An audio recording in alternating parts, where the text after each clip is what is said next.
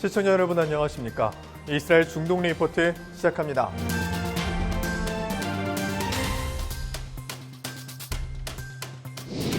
이스라엘 북부 베트셰안의 길보아 교도소에서 팔레스타인 수감자 6명이 경비를 뚫고 탈주하는 사건이 발생했습니다. 아프가니스탄 무장정파인 탈레반이 저항군의 최후 거점으로 알려졌던 판지시르를 점령했다고 발표하자 이란 정부가 이례적으로 비판 성명을 내놨습니다. 예루살렘 포스트가 유대교 세인 로시 하샤나를 앞두고 2021년 가장 영향력 있는 유대인 50명을 발표했습니다. 첫 소식입니다. 이스라엘 북부 베트셰안의 길보아 교도소에서 팔레스타인 수감자 6명이 경비를 뚫고 탈주하는 사건이 발생했습니다.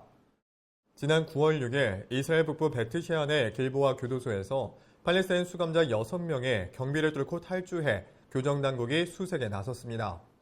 이들은 교도관의 눈을 피해 미리 파놓은 땅굴을 통해 심야에 탈출한 것으로 알려졌습니다. 탈옥한 테러범 중에 한 명은 팔레스타인 파타당의 산하 군사 조직인 아라크사 순교여단의 전직 지휘관으로 2000년 촉발된 2차 인티파다를 이끈 수괴급 테러범입니다.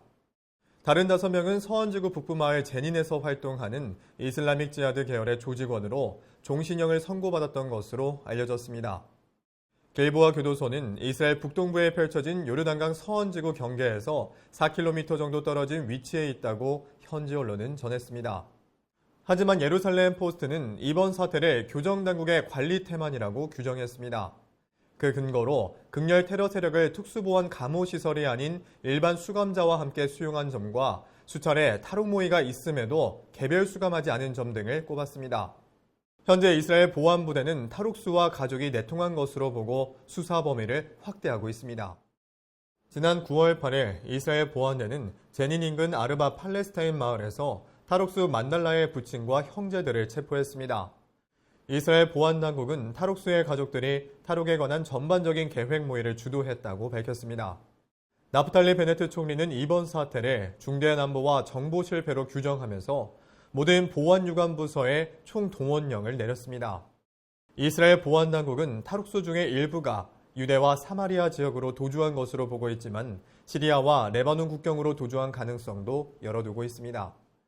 한편 현재 이스라엘 감옥에 수감된 이슬라믹 지하드 조직원들은 내부 폭동을 일으키고 있으며 외부 가자지구와 서원지구에서는 탈옥을 지지하는 대규모 집회가 열렸습니다. 팔레스타인 무장정파 하마스의 대변인은 용감한 우리 군인들의 결의를 증명하는 위대한 승리라며 이번 탈옥을 지지하는 입장을 내놨습니다. 아프가니스탄 무장정파인 탈레반이 저항군의 최후 거점으로 알려졌던 판지시르를 점령했다고 발표하자 이란 정부가 이례적으로 비판 성명을 내놨습니다. 이란은 탈레반의 후원 세력으로 파키스탄을 지목하면서 아프간 개입을 경고하고 나섰습니다. 지난 9월 6일 탈레반은 판지시르 주 전체를 점령함으로써 아프간 전쟁의 종식을 선언했습니다. 탈레반은 성명을 통해 판지시르 저항군을 완벽히 제압했다면서 판지시르 주는 탈레반의 완전한 통제 아래 있다고 발표했습니다. 그러나 판지시르 저항군을 이끄는 북부동맹 수장 아흐마드 마수드는 이날 탈레반이 외세를 등에 업고 판지시르를 공격해 많은 전사자가 속출했다고 알렸습니다. 한편 같은 날 이란은 탈레반이 판지시르를 공격한 것은 비난받아 마땅하다며 국제법과 인도주의적 차원에서 판지시르에 대한 탈레반의 점령은 용납될 수 없다고 비판했습니다. 서방 외신들은 미국의 아프간 철군 이후 이란 정부가 탈레반에 대해 공식적으로 비난 성명을 발표한 것은 이번이 처음이라고 지적했습니다. 이란 외무부 대변인은 탈레반의 외부 지원 세력을 파키스탄으로 규정하면서 아프간 문제에 대한 모든 외세의 개입을 규탄한다고 발표했습니다. 이번 발표는 시아파 종주국인 이란이 수니파 국가인 파키스탄과 수니파 테러 조직인 탈레반의 결탁에 대해 견제하는 것으로 풀이된다고 현지 소식통들은 전했습니다.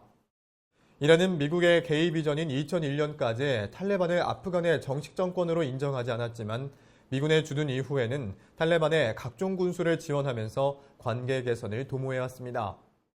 파키스탄을 포함한 수니파 국가들이 본격적으로 개입할 경우 아프간과 국경을 마주하는 이란 역시 강도 높은 참전을 할 수밖에 없는 상황입니다. 지난 7일 이란 주재 파키스탄 대사관 앞에서 이란 시민들이 탈레반 지도부와 파키스탄의 관계에 대한 불만을 토로하며 시위를 펼쳤습니다. 시위대는 파키스탄의 죽음을 일하는 구호와 함께 전쟁 반대를 외쳤습니다. آینده افغانستان را اگر پاکستان و آمریکا دخالت نکنن آینده خوبی داره. متاسفانه که این دو تا کشور با مشورت هم دیگه کشور را به خائنین طالب دادن. 한 시민은 판지시르 지역에서 파키스탄이 무인기 공격을 펼쳤다고 주장했습니다. برای دفاع از کشورم اومدم. پاکستان به پنجشیر حمله کرده با پهپادها. چرا این کارو میکنه؟ چرا حمله میکنه؟ 파키스탄의 아프간 반군 지원에 대한 의혹이 강해지면서 아프간 급변 사태의 후폭풍이 중앙아시아 전체로 확전될 우려까지 제기되고 있습니다. 예루살렘 포스트가 유대교 세해인 로시 하샤나를 앞두고 2021년 가장 영향력 있는 유대인 50명을 발표했습니다. 지난 9월 6일 유대교 세해인 로시 하샤나를 앞두고 이스라엘 현지 언론인 예루살렘 포스트가 2021년 가장 영향력 있는 유대인 50명을 발표했습니다.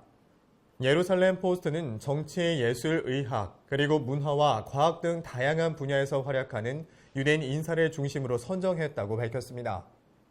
1위는 나프탈리 베네트 총리와 야이르 라피드 외무장관이 선정되었으며 12년 네타냐후 장기 집권을 깨고 정권 교체를 이룬 점이 선정 배경이라고 매체는 설명했습니다. 또 이란 핵과 대중국 전략을 구사하는 미국의 토니 블링컨 국무부 장관이 2위로 선정됐습니다.